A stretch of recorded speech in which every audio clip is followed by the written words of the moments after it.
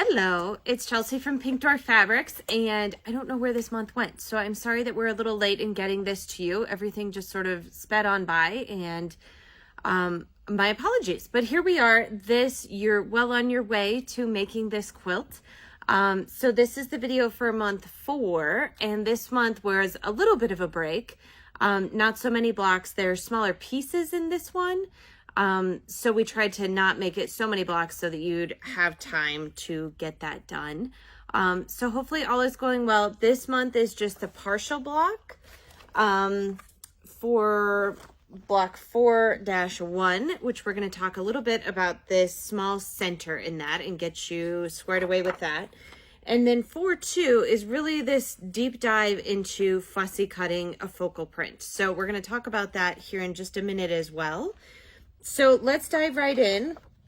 So for these little tiny center pieces, piece G is this small diamond. Let me move this out of the way for just a minute.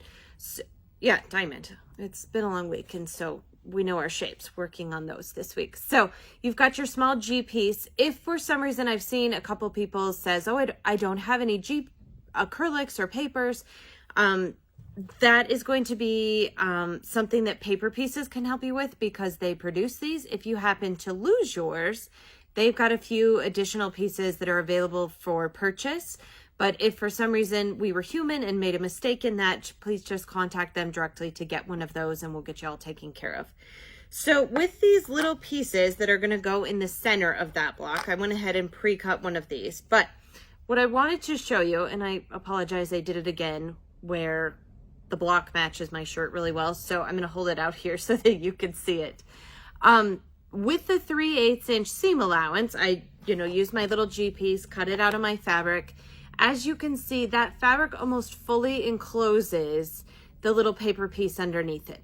That's totally fine. It doesn't matter. This paper piece is going to be pulled out at the end. If that bothers you for some reason, what I would do is a little bit of a workaround. Now, you do need some seam allowance, obviously, in order to enclose that and then have your seam allowance when you hand sew these together.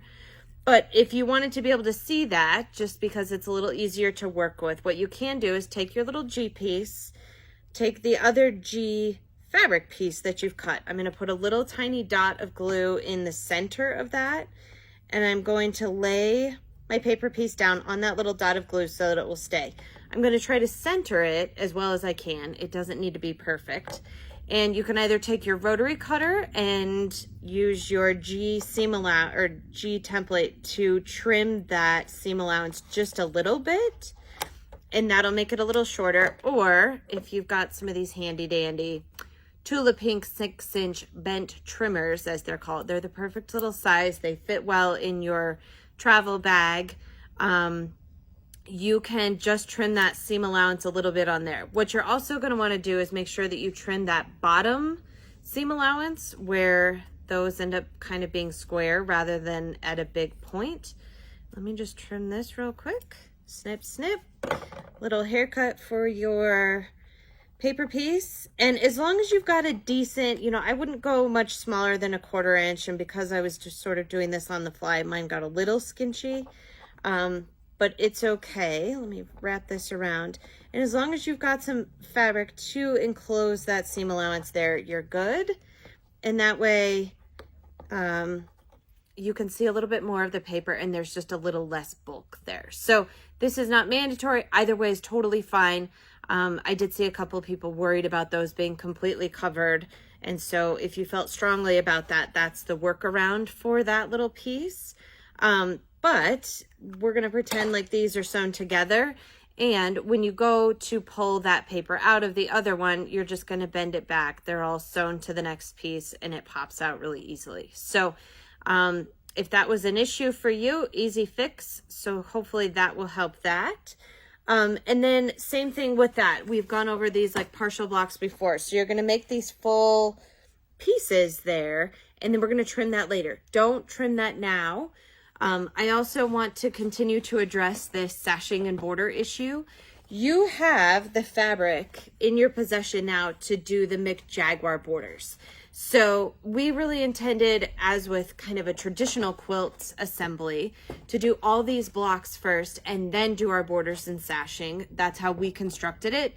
There are many ways to peel an orange, and that's just our preferred method of doing this. I know Tula is putting on some of her cornerstones and sashing now. The only problem with that is we'd intended for those to be done at the end by machine per this pattern, and so you're not going to be getting that fabric until the very end. Now, if you just can't contain your excitement, I get it.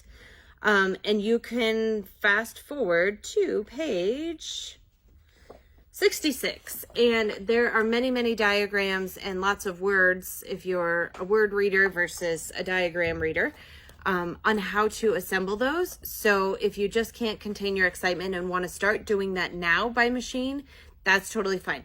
We are going to be covering that in greater depth further on down the road when you do receive that white sashing fabric, so that you can actually do that when we demo it. So that's going to be coming on down the road. So a little preview of what's to come. Now, the only other thing that I wanted to talk to you this month about is block 4-2 is this really cool, I think it's a fantastic pinwheel. And so this is kind of a deep dive into fussy cutting. And fussy cutting is where you're taking one of the prints in your pattern and using it in multiple different ways and really focusing on one of those motifs in that. And when you kaleidoscope those and put them together in such a way, it makes this really cool pinwheel look. And what happens, as you can see, is it almost creates this secondary pattern in the center there where it looks like a separate flower, which I think is super cool. So we give you extra of that fabric so that you would have plenty of those dragonflies, because the repeat is large on that print, to fussy cut. So what I want to talk to you about really quickly. Now, the biggest caveat to this is that you have a full half yard to work with of this. My biggest recommendation would be to use a friction pen or some sort of marking pen, chalk pencil, some sort of fabric pen, pen or pencil, marking tool. A Hera marker would also work if you want to just kind of score that. And you're going to take your B template, which is what this is going to be cut out of. And mine, we've talked about this previously, has the little tape on it. That way I can easily distinguish where my seam allowance is going to be, and I'll know that that isn't part of the motif that I'm going to see. So wherever I put that, just know that this purple piece is essentially going to be sucked into the seam allowance. And so the biggest tip that I can offer you for this particular block is that you're going to want to make sure that these are pitch perfect from the first one, wherever you pick that motif to be on your dragonfly. We've shown you a diagram of how we did that so that you can achieve the same thing in yours.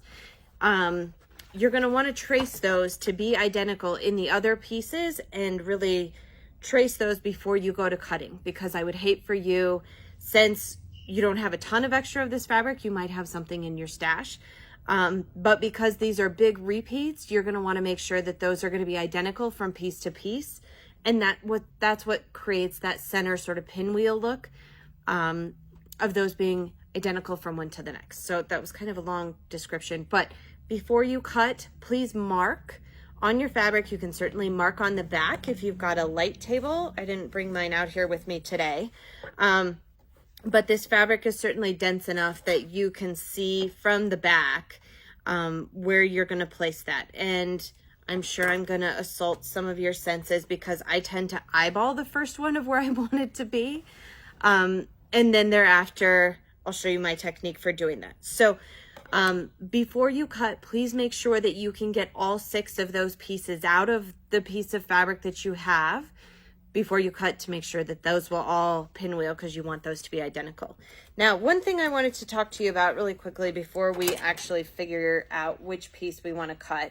The pattern gives you exact directions of how to cut it like we've shown it, but there's this nifty tool out there called a magic mirror from Marty Michelle. And sorry, you can see your reflection and my reflection in this, but what this is a little foldable mirror.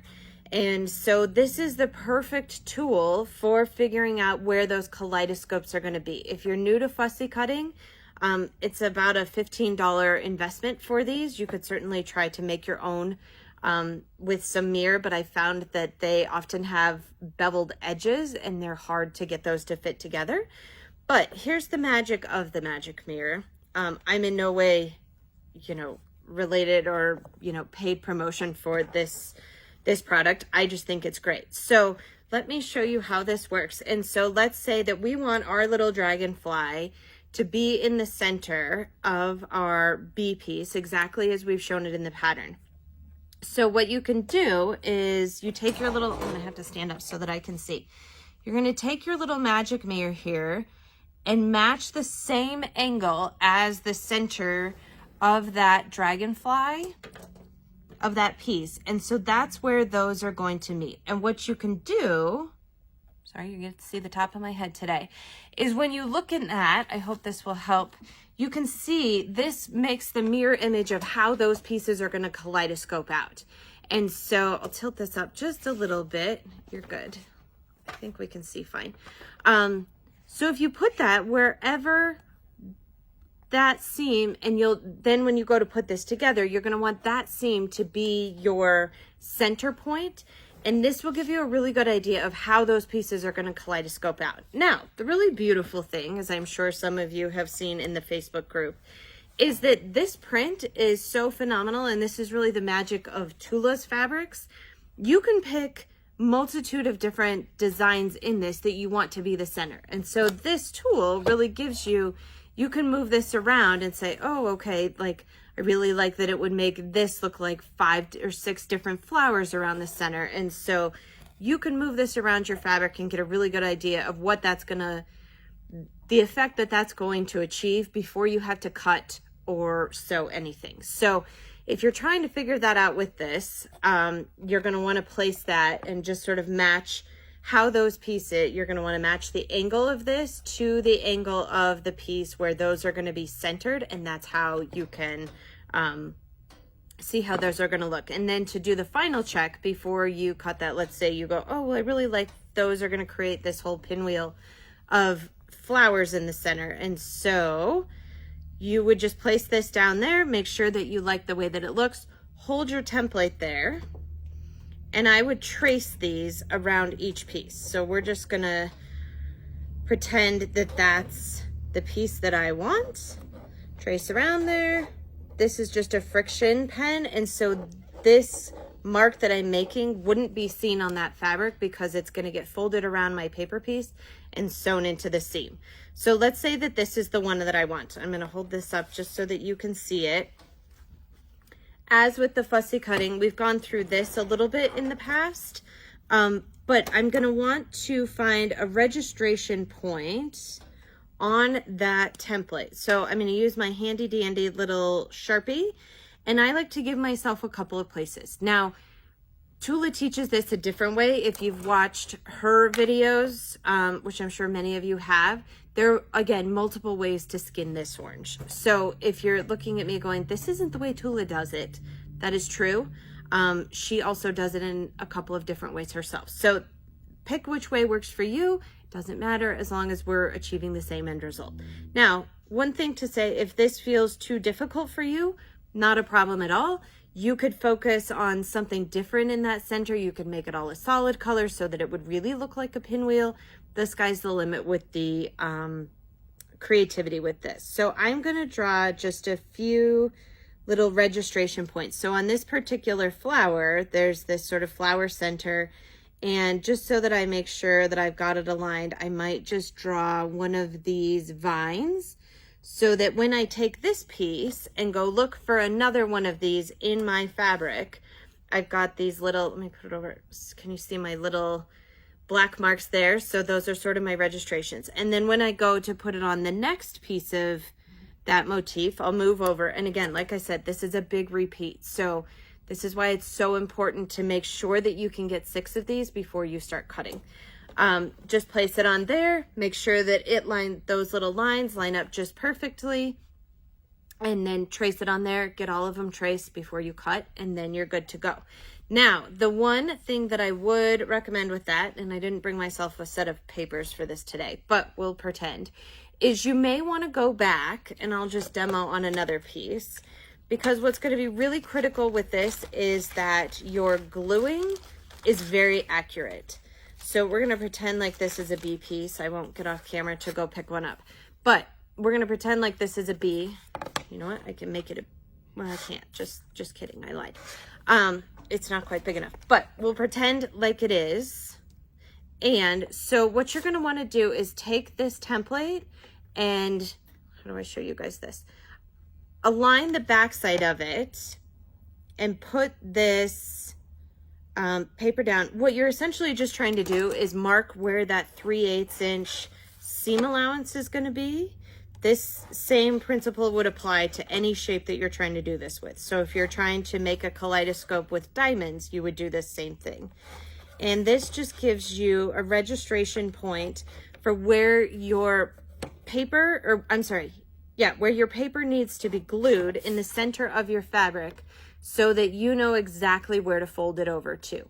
Now, if it's longer on one side versus the other, then it's not going to kaleidoscope and make that perfect motif that you've found with your little magic mirror. So that's something to think about. Now, don't stress out. This is a little bit of a learning process. Some people don't devote their entire EPP experience to fussy cutting. There are a couple of really, really phenomenal fussy cutters out there on Instagram that you may have already found.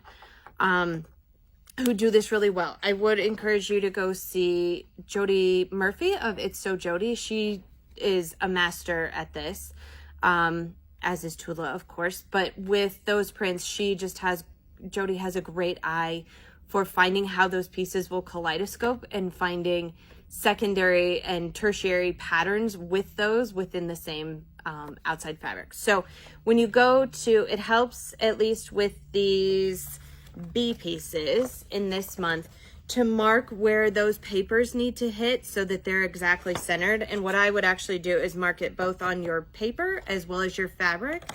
And when you go to put your paper down on your fabric to baste it, if you're gluing, then you know exactly where that paper needs to sit so that they'll all end up identical. So really that's the key to this. Don't try to get in a hurry. Fussy cutting is not for, I can squeeze in 10 minutes before I have to go run an errand or whatever. So be patient with yourself. This is a learning process, but we wanted to kind of do a deep dive into motif fussy cutting, whereas we've done some other fussy cutting with stripes and that sort of thing in the past. So that's your month 4. I can't wait to see more blocks. I've been blown away by all of the fussy cutting that you guys have done and the different ways that you can take this dragonfly to really give it a cool effect with the same fabric. It's super fun to see how many different variations that center block can make with that. One other thing, if this feels difficult for you in this fussy cutting, what you can do is you could take your B piece and your A piece, we're going to pretend like these are my papers, and you could glue them or tape them together to make one bigger triangle if you didn't want to go through the hassle of trying to fussy cut these. And this particular piece in month 4 isn't fussy cut. But if that feels like, oh, that's just a little outside of my comfort zone right now, that's totally fine. And you can just tape these together, make one larger piece, and use whatever fabric feels good for you for that. So we will be back sooner than it's sort of expected with month 5, because that's going to start shipping soon. So there'll be a new video coming in about a week for that one so that you're all set to go with that. So thanks so much, and we'll talk to you soon.